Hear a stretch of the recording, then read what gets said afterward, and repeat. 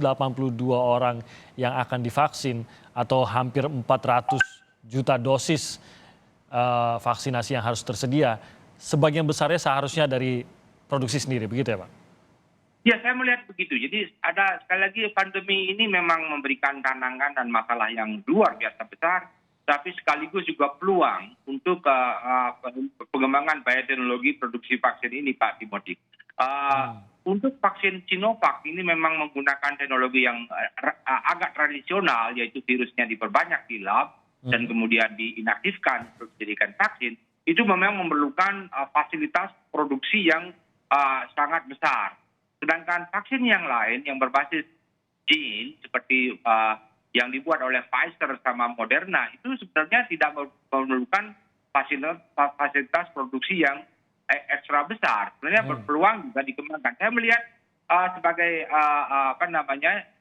ilmuwan Indonesia melihat memang Indonesia sebaiknya segera bergerak kemudian untuk bisa memenuhi kebutuhan sendiri untuk vaksin COVID-19 dan juga vaksin-vaksin yang lain, kemudian untuk kebutuhan sendiri dan kebutuhan regional negara-negara di Asia Afrika misalnya, dan itu peluangnya itu luar biasa besar dan saya kira salah satu nanti industri dan teknologi yang mencuat pasca COVID-19 ini adalah industri farmaceutical dan bioteknologi untuk pengembangan vaksin dan obat-obatan. Jadi saya kira ini kita bisa mengambil peluang ini untuk bisa menjadi memenuhi kebutuhan sendiri dan juga memenuhi kebutuhan negara lain. Dan itu akan juga berarti penyelamatan devisa dan kemudian menghasilkan devisa yang untuk pembangunan yang lain. Saya kira ini peluang Pak. Jadi saya mudah-mudahan negara melihat juga itu, kemudian BUMN melihat itu, kemudian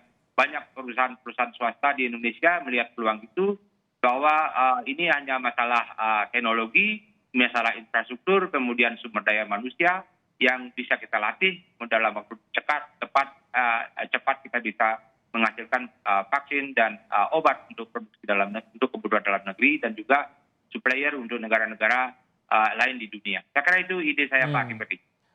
Seperti halnya semua penelitian Pak, khususnya untuk penelitian vaksin. Dan kita lihat dari mungkin ribuan penelitian, tidak seluruhnya di dunia maksud saya, tidak seluruhnya akhirnya bisa berlanjut hingga uji coba tahap 2, apalagi tahap 3 begitu.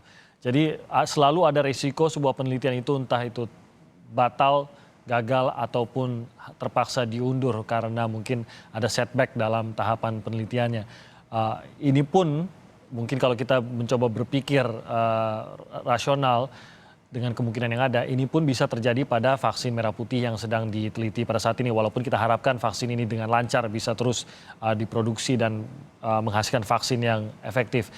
Tapi bisa terjadi hambatan di situ. Menurut Anda, bisakah Indonesia bergantung pada vaksin yang didatangkan dari produsen vaksin di luar negeri saja untuk menyelesaikan target vaksinasi warga negara Indonesia 182 juta orang ini?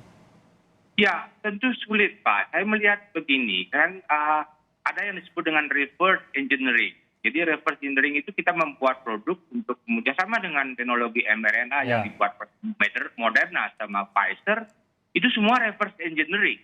Jadi membuat produk kemudian diuji cobakan, sementara yang tradisional